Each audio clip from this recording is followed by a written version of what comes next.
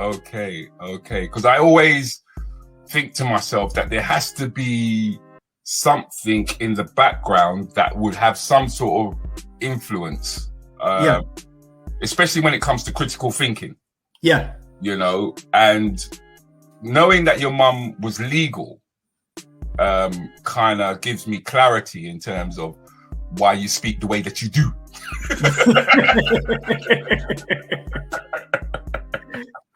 Because you got to be able to convey it in the simplest terms, brother. Yeah, because you don't waste words. You don't waste words. Yeah. The thing is, in a sped up era that we live in, nobody has the luxury of time. So, you know, as people are leaving the room and they're just smiling and stepping backwards, we don't even do that. We just turn off the thing. See, we don't care. Get to the point. Yeah. And Malcolm X said it, make it plain. Yeah. Some people come and it's that sermon that you wish had never started because your belly's rumbling. Yeah. And he's going on and on and he's going on and on. And you're like, we get the point, man. We get the point. We get it. But when people don't want you to get the point, they use words you don't understand unnecessarily. And that's how I know the difference when someone has come to provide solutions and when someone has come to shine as a leader. Okay. I'm nobody's leader. You don't pay me. This is what I was going to say. This is exactly what I was going to say. You actually steer away from being leader. And I'm gonna throw this up at the moment, but I don't want us to go into it just yet. Right? You actually steer away from actually being leader. But yet for you strategically create a pathway that's going to act as an umbrella. Once again, the same way that I say that you protect your siblings, that you see can be protective to the community as a whole. And you're always making reference to the African Caribbean movement. Because you see that more as a revolution, don't you? If I'm correct. Mm-hmm. Well, it is. And remember, we're behind enemy lines.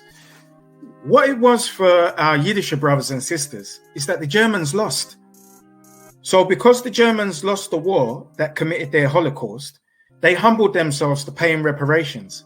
They humbled themselves to a genuine apology. They humbled themselves to make an inclusion in their country. Well, Britain never lost. We lost the war against the British. That's what created our Holocaust. That's what created our offshore slavery in the Caribbean. That's what created the colonial system that is in Africa to this day, that has inherited the old education system from Britain, the old legal system from Britain, whilst their stuff is legislatively changing on a daily basis.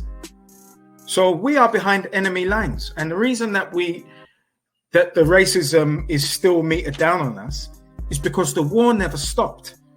So you have a soft war and you have a hard war. This is a soft war now, because we're still at war. So the same way that you'll see a Cold War between nations, we're in a Cold War with the West, who conquered us as Africans. That never changed.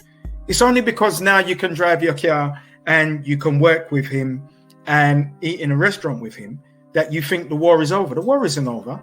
And you see it every time we make any development, it's attacked. So if it's effective, it will be attacked. So remember, I said, when you draw your gun, they're going to shoot. So be ready for them to shoot back. And they'll be, well, that's unfair. It's not unfair because we're at war. Every tactic we use is fair. Every tactic they use is fair. So if you send in traitors, if you co-opt our leadership, because white supremacy pays and we don't reward socially and we don't pay, it's easy for a Tony Sewell to get born. Right.